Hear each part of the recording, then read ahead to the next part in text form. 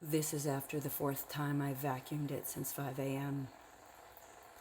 I poured the enzyme down, I vacuumed out the tube, I vacuumed the tub 4 times, and I had just changed the AC filter to a good one after the previous $20 one flooded.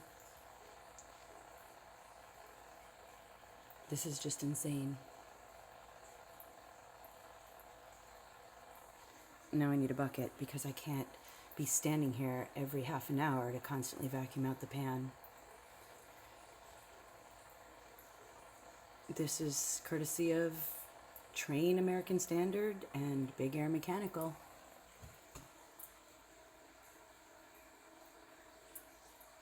Great job, huh?